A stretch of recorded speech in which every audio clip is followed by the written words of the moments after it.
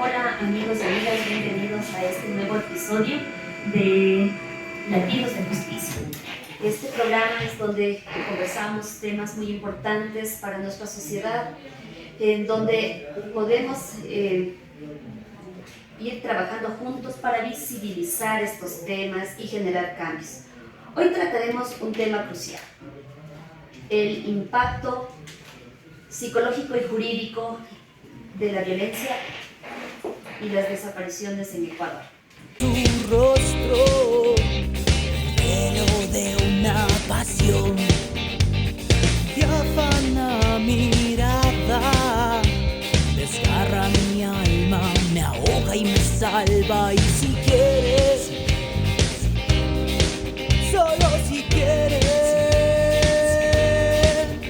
y si quieres. Hoy nos va a acompañar el doctor Patricio Guayaquil, asesor jurídico de Fundien. Muchas gracias, escuchas, bienvenidos.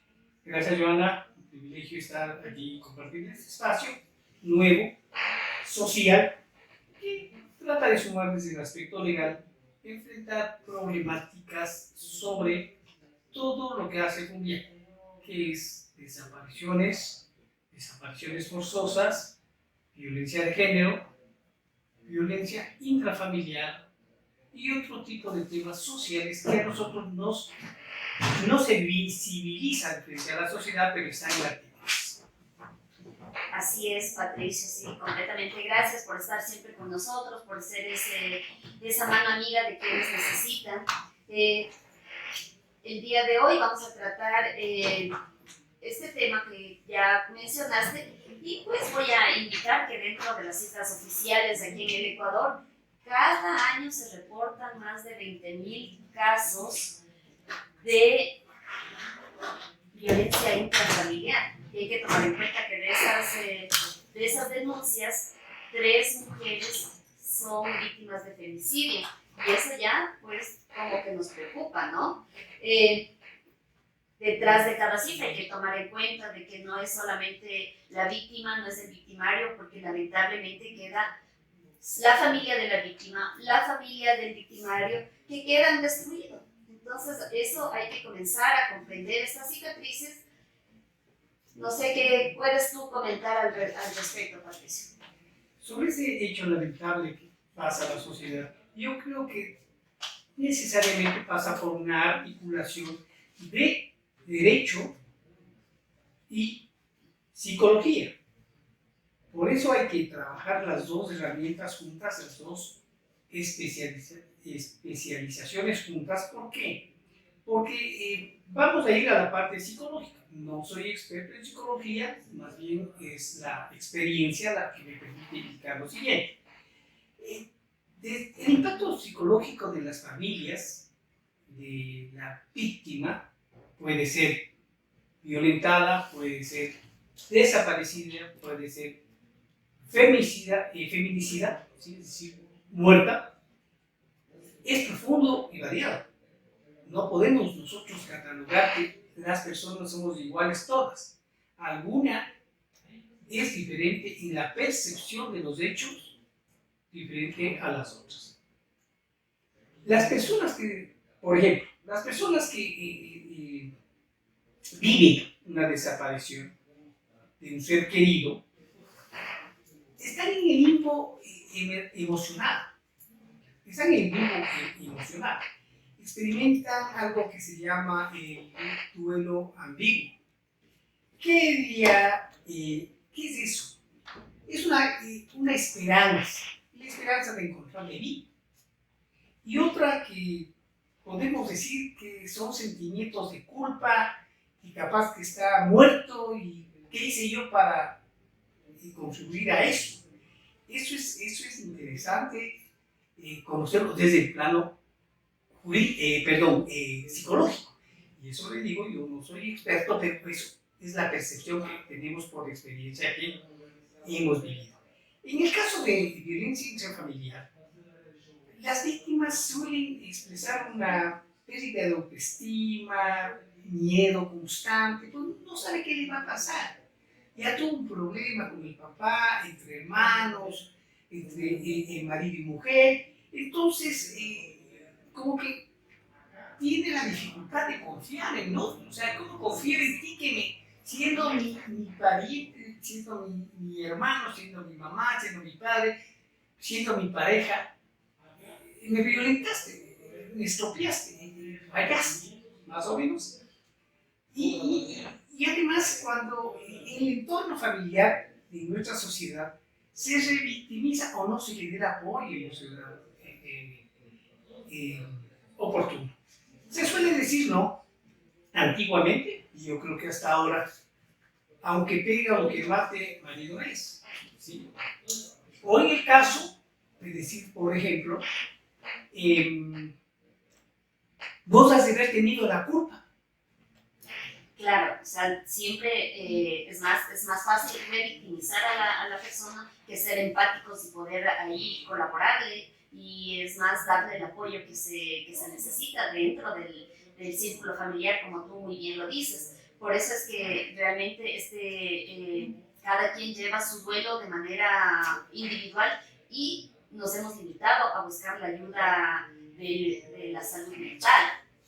A ver, un viejo lo que quiere hacer es que las víctimas terciarias, podemos decir, y directas, llamémoslo así, no estén solas, que sepan que se les apoya, sepan que les vamos a dar oídos, que se les ayude.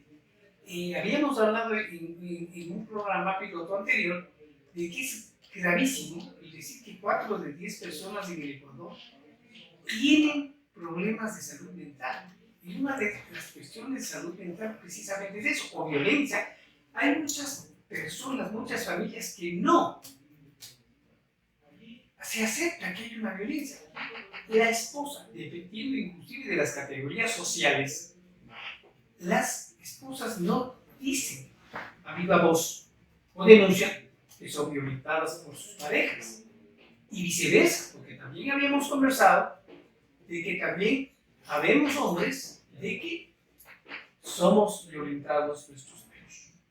Sí. Y a veces, perdón, te digo con eso ya, y no solamente por los hombres a las mujeres, sino las mujeres a los hombres. Ayer tuvimos un caso grave donde una señora, mire la violencia, los grados de violencia que hay.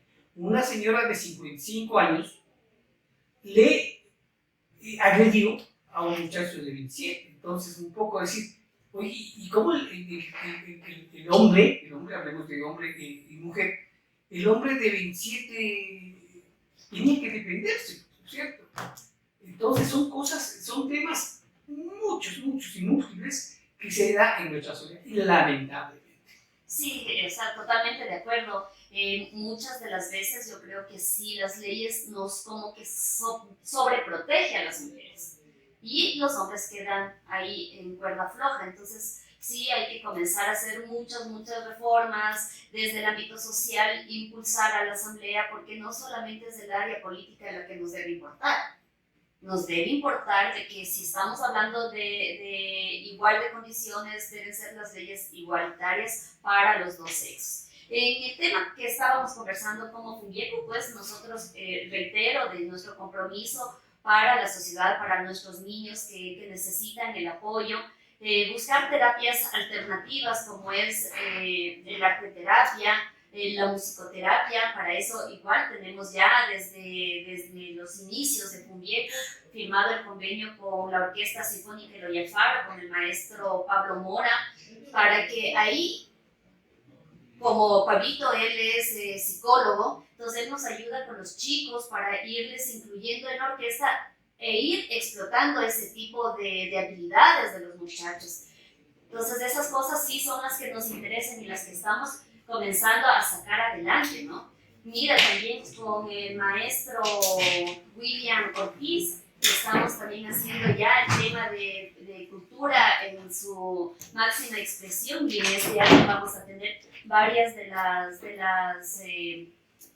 las actividades que vamos a hacer con la finalidad de que podamos todos buscar alternativas en el tema psicológico, ¿no? No la única terapia, sino ver las alternativas para que los chicos se sientan cómodos, las señoras se sientan cómodas, los varones se sientan cómodos, porque creo que cada uno tiene un punto distinto y por sus personalidades. Entonces creo que eso es lo que estamos buscando desde Fundieco y espero que podamos continuar para poder tener muy buenos resultados.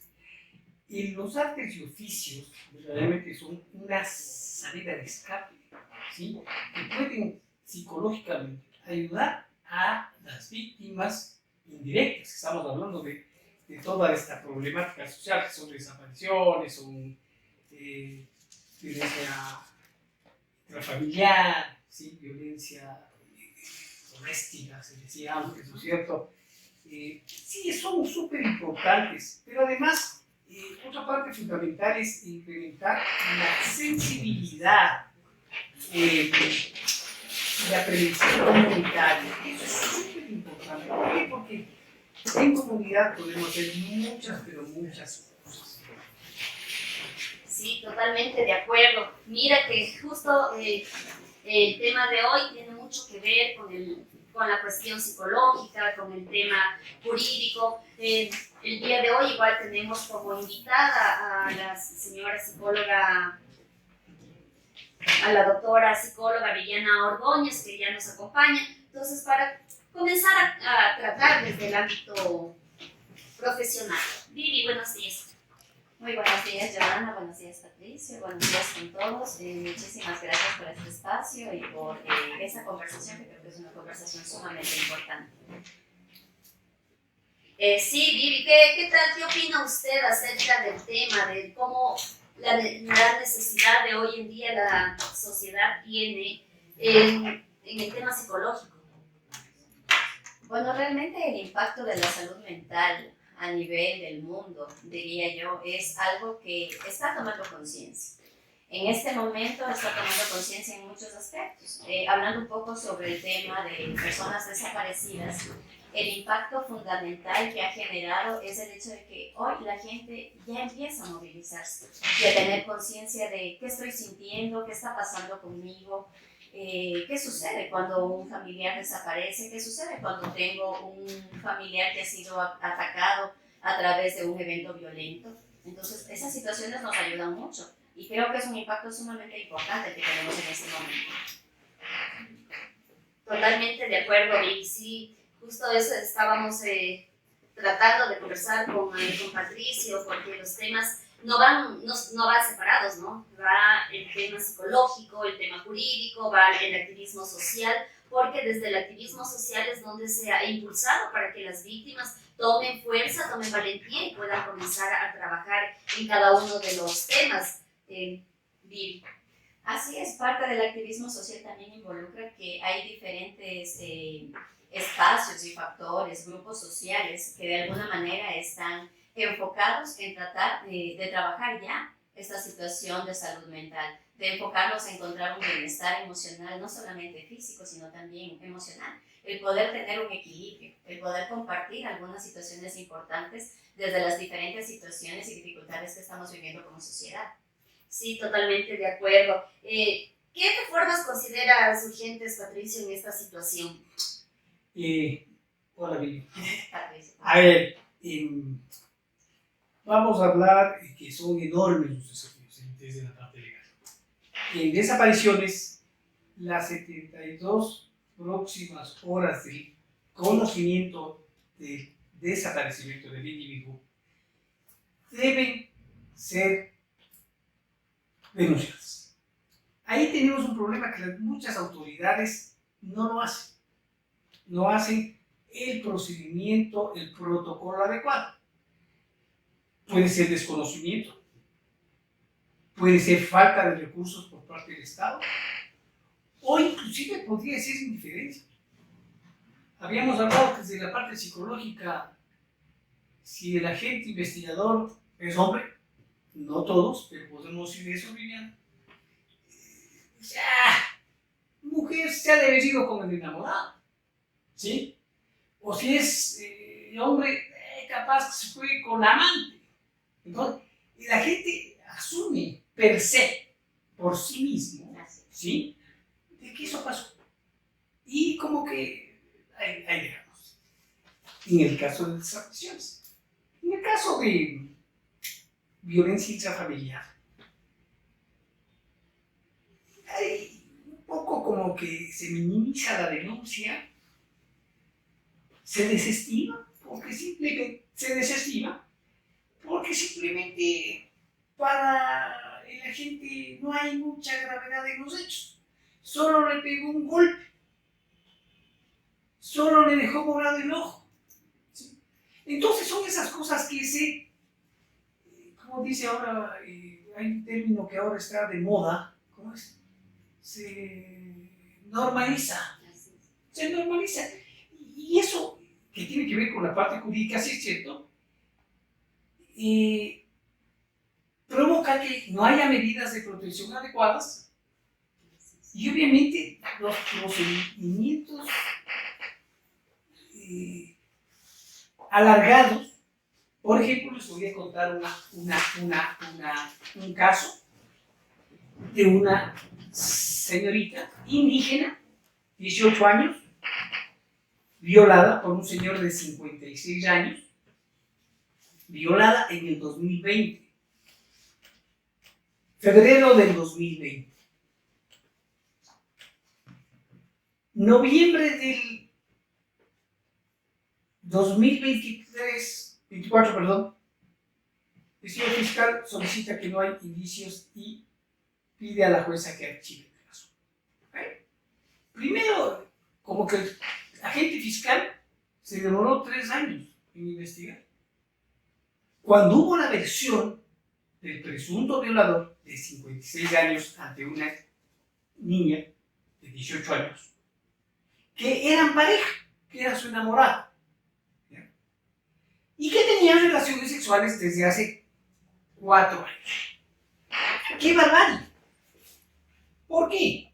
Porque si estamos indicando que la violación fue en el 2020, cuando tenía 18 años, menos 4, tenía 14. Y el señor en la versión dijo que él tenía relaciones sexuales desde hace 4 años. Por Dios, en ese momento debería haber el señor fiscal pedido prisión. Y pidió el archivo después de 4 años.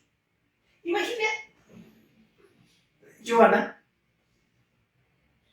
pregunto a Viviana con la autorización, ¿qué crees vos? ¿Cómo se siente la familia? ¿Cómo la violada mismo se siente? Que a propósito le tocó huir. Porque psicológicamente quiero que entiendas la reacción y tú expliques ese plano técnico de la reacción. De que la chica se fue por el Darién a los Estados Unidos. Te hago la consulta, ¿qué crees vos de estos temas? Yo te hablo desde la parte jurídica, que me parece una barbarie, ¿sí? Y no hay autoridad que responda. Hemos hecho el reclamo respectivo a la autoridad superior, que es la Dirección Provincial de Pichincha. Pero ¿qué quisiera la víctima que está en los Estados Unidos después de 4 años de no haber sido atendida en una denuncia que el hombre mismo está reconociendo que desde los 14 le violaba? Claro, Patricia, bueno, es un caso bastante complejo, ¿no? Como bien dijo usted, en la sociedad se normaliza el hecho de que tengamos ese tipo de situaciones, por N motivos. Hay varios aspectos por los cuales la gente normaliza la violencia. La familia también desde un punto en particular normalizó que se da esta relación y debemos entender por qué socialmente las familias normalizan eso. Ahora, sobre la pregunta que usted me realiza, ¿qué pudo haber sentido esta chica? Indignación, frustración, miedo, temor. Todas estas situaciones obviamente van a generar un desbalance emocional y van a generar un conflicto interno, incluso en el cual ella también en ocasiones pudo haber normalizado. Bueno, es lo que me tocó vivir, ¿sí? Porque en el momento en el que decide huir o partir es cuando ya llega a un punto de límite y porque es la única manera en la que siente que va a obtener la libertad que nunca ha obtenido. Entonces estamos entendiendo que emocionalmente hay mucho daño. Sí, su psiquis está completamente dañada, sus emociones están completamente confundidas y claro, ¿cómo no se va a sentir la familia indignada, frustrada también en el momento en el que un fiscal quien debe ser un garantista de derechos de una chica que fue violada a los 14 años, ¿dónde están los garantistas de derechos? ¿Dónde queda? Entonces la parte jurídica y la parte psicológica juegan un complemento sumamente importante para poder restablecer no solamente la psiquis de la persona, sino también el contexto social en el que vive. Porque muchas familias, chicas, mujeres, normalmente ¿qué hacen? Huir de la sociedad, sentirse incluso acosadas. ¿Por qué? Porque en lugar de ser protegidas, incluso la misma sociedad les tacha y les señala. Entonces, claro, existen muchísimas emociones negativas dentro de una situación, en un adolescente, en su familia y como sociedad, claro. Yo pienso que muchos nos sentimos indignados sobre esta situación.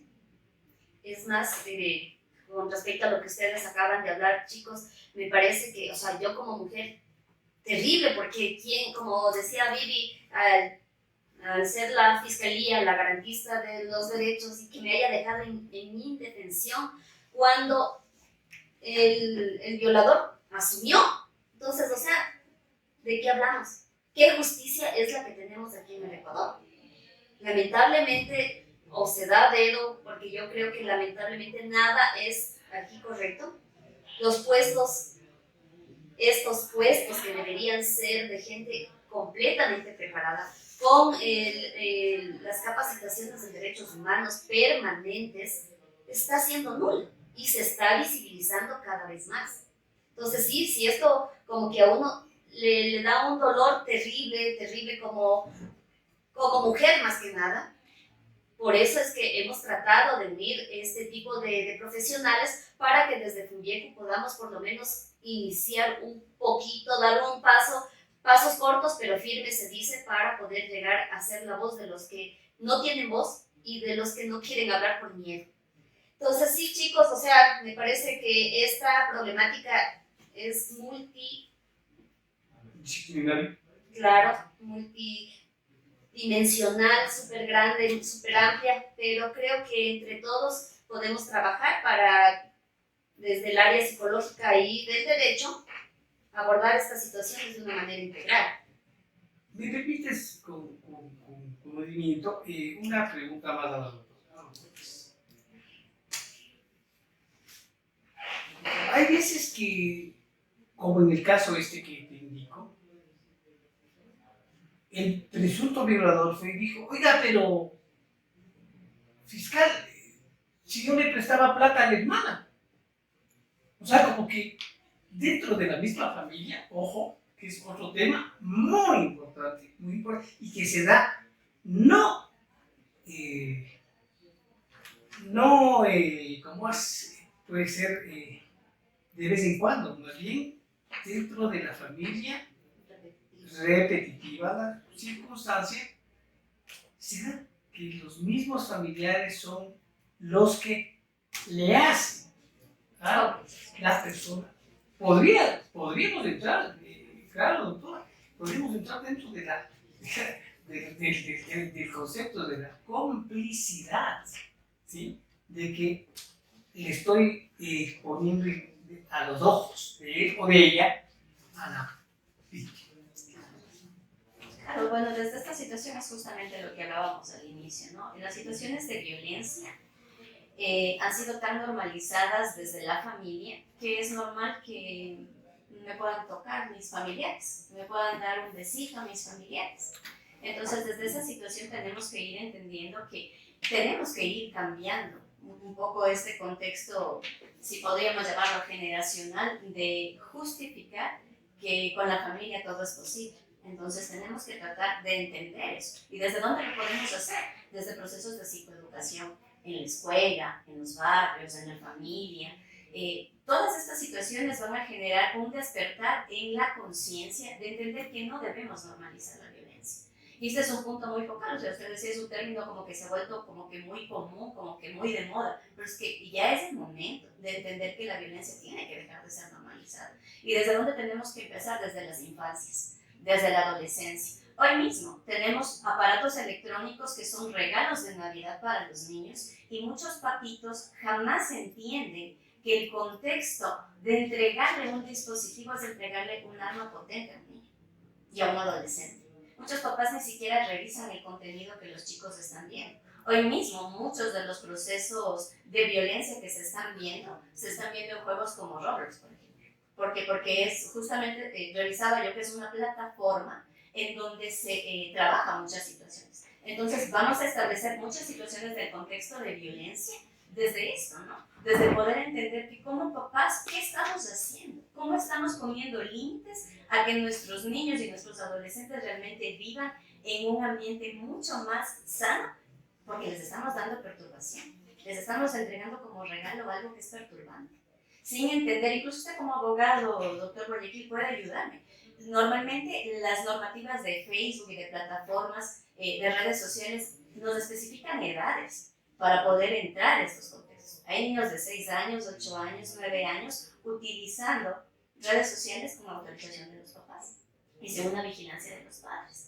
Entonces es importante que vayamos entendiendo que debemos de dejar de normalizar la violencia desde varios aspectos, varios aspectos. En este tema, Vivi, le comento, el día de ayer tuvimos justo un papá muy preocupado por su hijo de 22 años, estudiante de Derecho, pero resulta que el muchacho comenzó a estudiar y tuvo una transformación en él. ¿Por qué? Porque comenzó a tener más cercanía en las redes sociales y toda la situación. El chico no asoma desde hace un mes, pero el papá dice, yo no tengo idea qué es lo que él veía en su computadora, qué es lo que hacía en sus redes. Nosotros ninguno somos amigos en las redes sociales. Por curiosidad se enteró que tenía otro número telefónico. Entonces es cierto que si no estamos cuidando a nuestros hijos, no les tenemos el cuidado y la precaución, es un arma letal. El teléfono, la computadora, si no es bien utilizada. Entonces sí, o sea, me parece genial lo que usted me acaba de decir, pero también póngase con el mismo caso. El señor me dijo, ponga la denuncia. O sea, un mes, yo no puedo, 2 horas de no saber de mi hijo, me aloco, no sé, me preocupo. Y resulta que el señor, bueno, obviamente le había dicho a la mamá, me voy a ir de la casa porque estoy cansada y quiero nuevas experiencias. Pero aún así, o sea, para yo irme, ¿sabes qué, papi, mami, gracias, me voy? Entonces yo ya sé que me voy a independizar, pero tal vez ir a vivir cerca o por lo menos tener ese contacto, ¿ya? Ahora, el muchacho no salía de casa. El muchacho solo estudiaba en la casa porque estudiaba a distancia. Entonces no tenía ningún tipo de contacto con más amigos. Entonces, ¿por qué la decisión de salirse de la casa? O sea, ¿a dónde? ¿Cómo? Entonces sí es cierto que sí. Primero, la falta de comunicación dentro del hogar. Segundo, no poder estar restringiéndoles y vigilando las redes sociales. Y tercero, o sea, también darles libertad a los hijos. No, tampoco podemos tenerles ahogados, pero con limitaciones. Creo yo como mamá, y creo que es lo que nos está faltando como sociedad. ¿Qué opinas, Patricia? Interesante la inquietud tuya. Porque decía algo, ¿no? Y desde la parte psicológica, porque es biunívoco, o sea, es una retroalimentación. Los gringos dicen un feedback permanente, ¿no? Y decía, oye, el hombre estaba hasta las 3 de la mañana en las redes. El hombre estaba hasta las 3 de la mañana. Y nosotros no podíamos decir nada, no sabemos nada de redes. ¿Sí? ¿Se puede limitar? Como experta, doctor Núñez, ¿se puede limitar a los jóvenes, a los niños primero, a los jóvenes? Ahí viene la educación y la capacitación y obviamente la alerta a las familias. Se puede segmentar, digamos, a edades, a comportamientos, el uso de esas herramientas. Son importantes. Definitivamente el mundo va para allá, no podemos parar el mundo. Lo que hay es que complementarle al mundo, ¿sí? Y dentro del plano humano mucho más. Claro, Patricia, o sea, claro que se puede limitar y se puede segmentar. De hecho, la misma tecnología nos permite encontrar otras plataformas, otro tipo de procesos tecnológicos que ayudan a que el papá tenga conocimiento de cuántas horas está su hijo en línea, ¿sí? Y de igual manera tratando de establecer horarios. pero lo ideal sería que los niños menores de 14 años no tengan pantallas. Hay muchos estudios que especifican el daño cognitivo que se da a nivel de las pantallas y el daño social, porque el niño deja de socializar. El adolescente deja de socializar y esa es una de las situaciones más complejas. ¿Por qué? Porque somos seres individuales y seres sociales. ¿Pero de dónde viene? ¿De dónde viene? ¿Del niño? No, pues obviamente viene ¿Del del adulto? papá, claro. Así ¿Del es. adulto? Es que esta es una situación en la que tenemos que entender que si yo estoy dando un producto a mis hijos que para mí incluso como adulto es desconocido, o sea, estoy entregando, como le dije inicialmente, un arma letal. Le estoy dando muchas herramientas para que el niño y el adolescente absorban conocimientos, experiencias y expectativas que obviamente unas podrán enriquecer su contexto emocional y su contexto cognitivo, pero en otras no, en otras va a haber un daño muy grave. Se me viene una frase, obviamente yo soy mucho más viejo que usted, tengo mucha más edad que usted, porque parece que les digo viejas. Tengo mucha más edad que usted. Decía, nuestros padres decían, papá, ¿me puedes regalar una moto? Más bien te doy una pistola.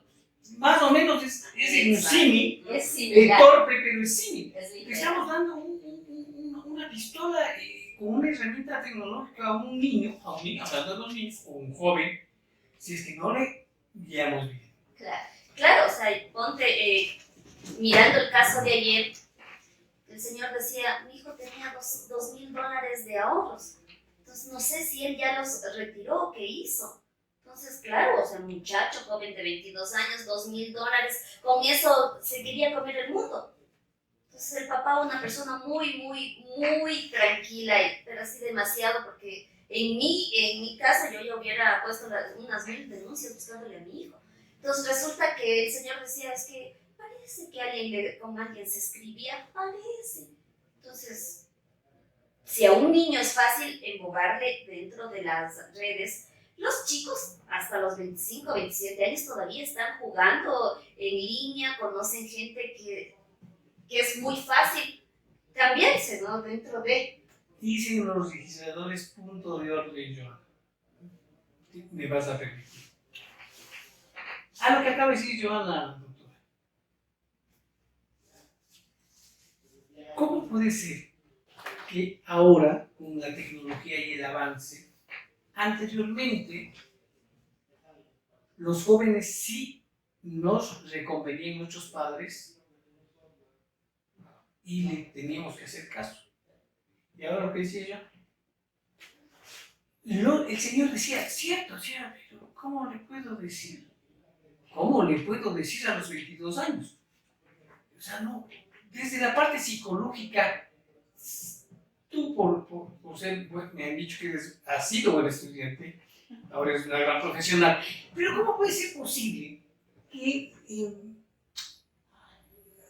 antes hacíamos caso y ahora con el avance de la tecnología no hacemos caso?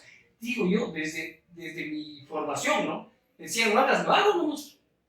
Y ahora hemos bajado de edad. Y ojo, yo a los 21 años creo que tuve independencia. O por lo menos supuesta independencia. Ahora, ¿cómo es que seguimos avanzando y nos baja para tener independencia?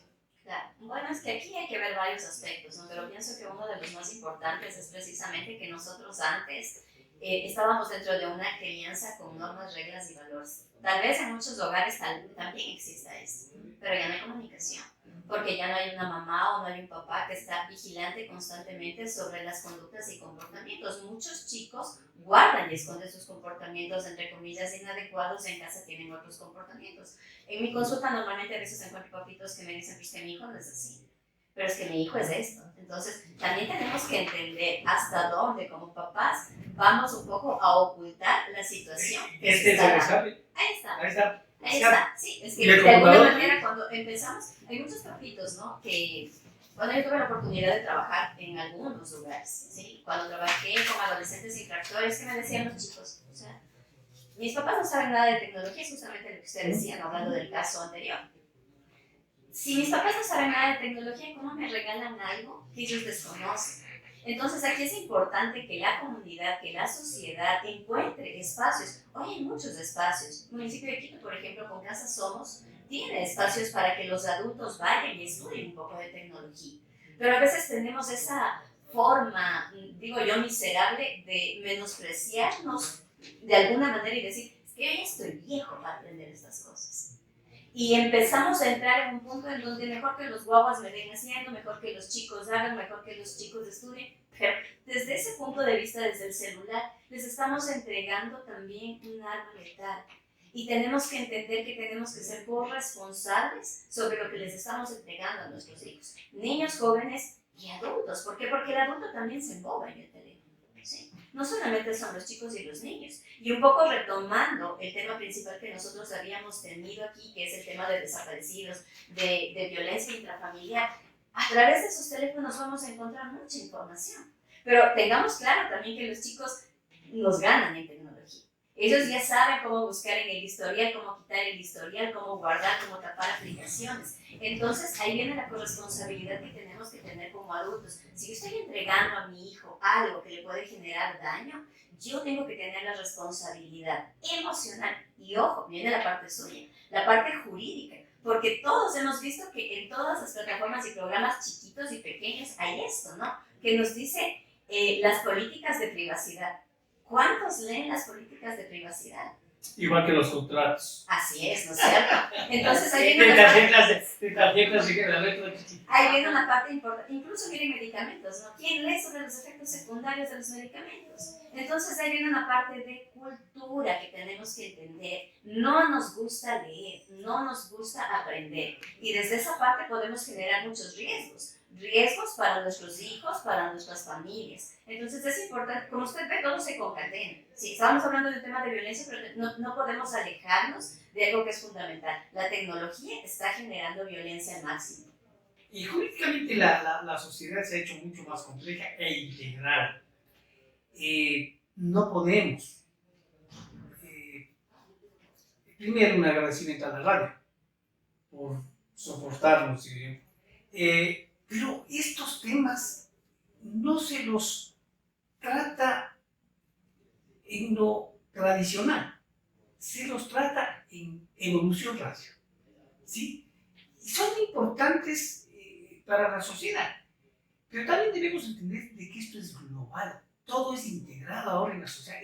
Antes ya el mundo globalizado, y se utilizó este término de globalización dentro de la economía. Pero ahora debemos entender que está globalizado dentro de todas las especializaciones. Claro, Viviana indica claramente, claro, le dio el teléfono, ¿sí? Le dio el teléfono, porque creyó que eso era bueno para... Claro, dentro de la parte psicológica, acaba de decir Viviana, le estás dando un arma a tu hijo, a un niño, a un joven, a un adolescente, ¿sí? Inclusive a un adulto, ¿no? Pero también ahí tiene una base económica, que es la propaganda, la publicidad, las empresas, el negocio, el dinero. Tantos temas que tratar, Viviana, tantos temas que tratar.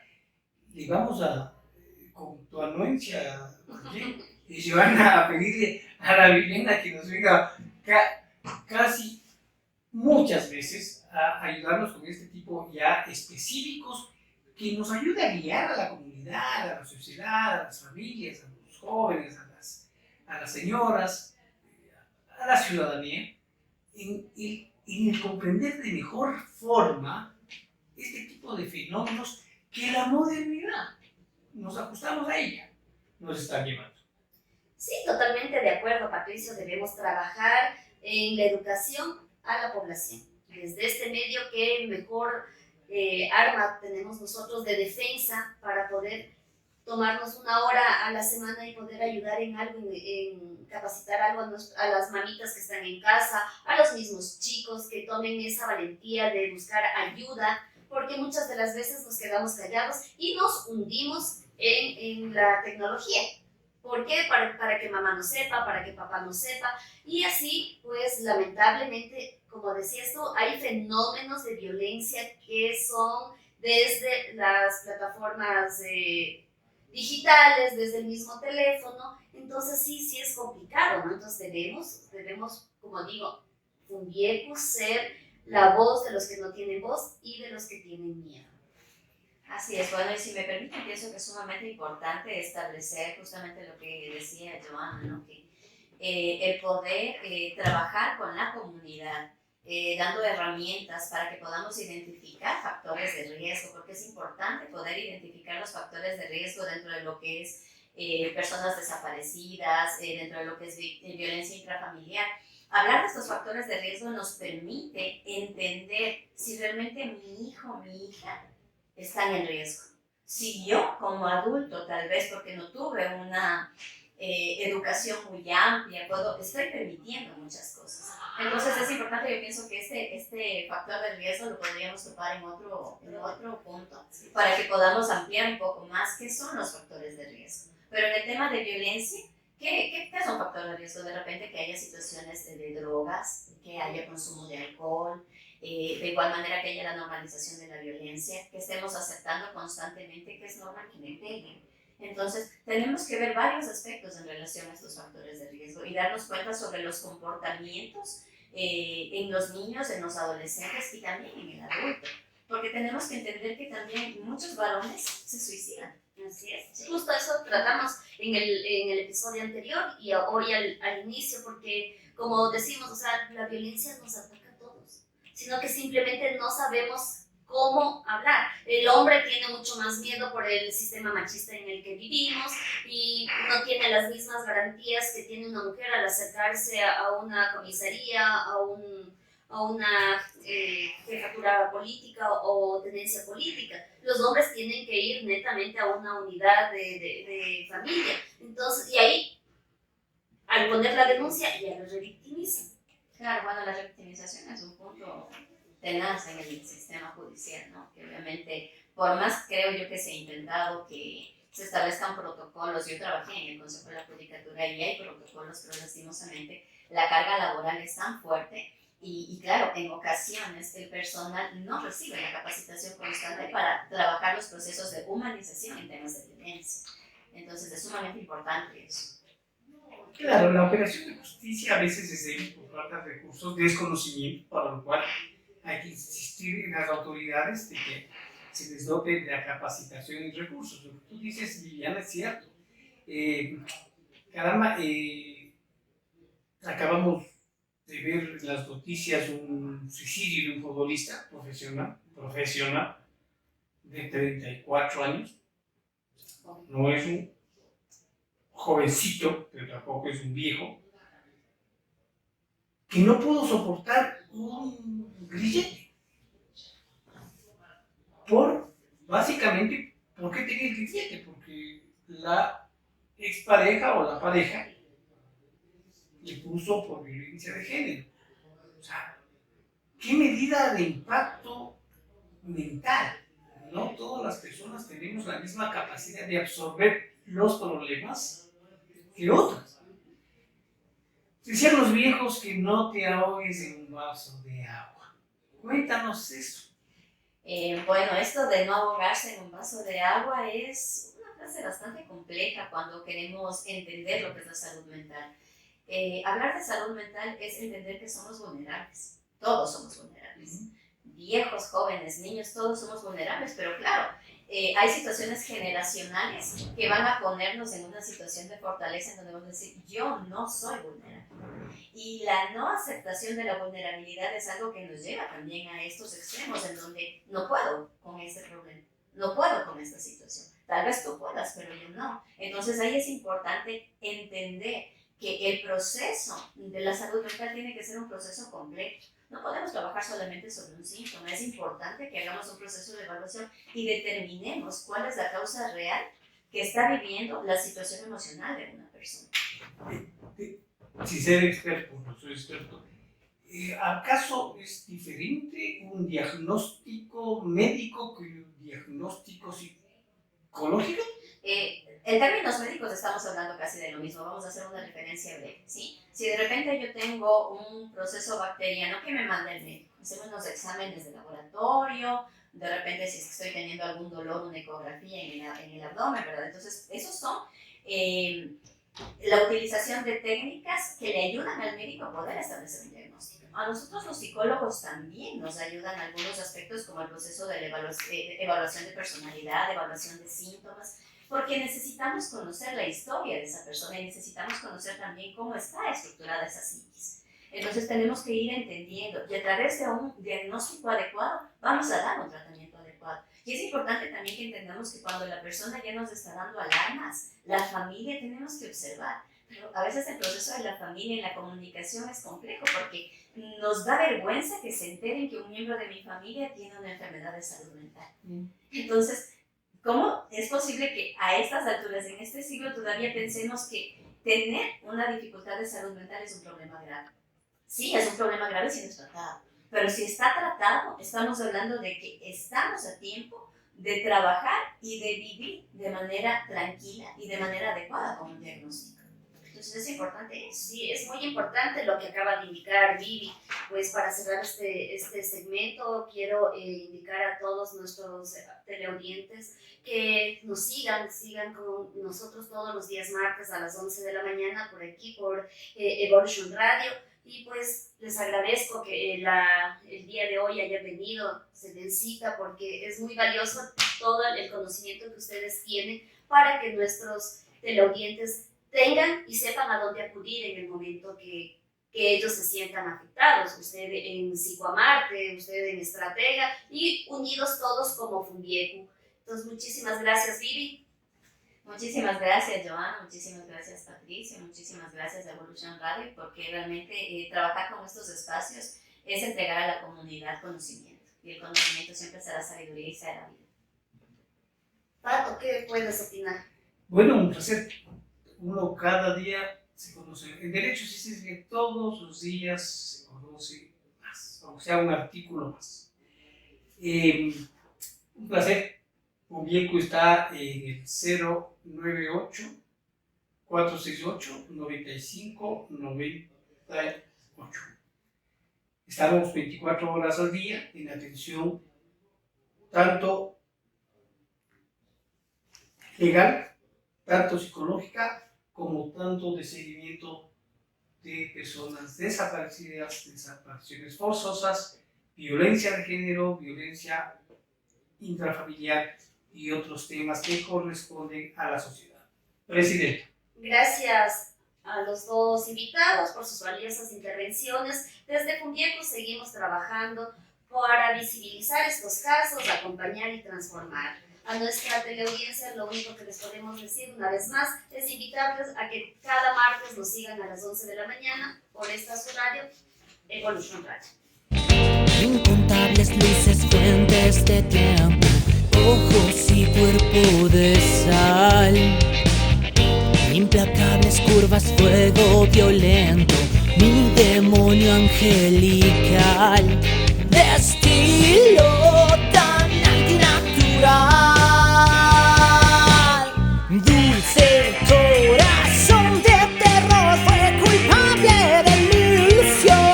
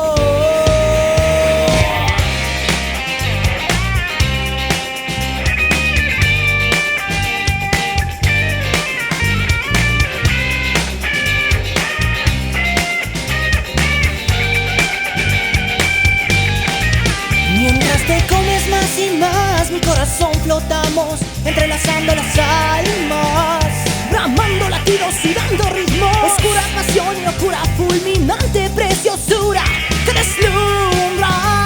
Alócame con tu dulzura.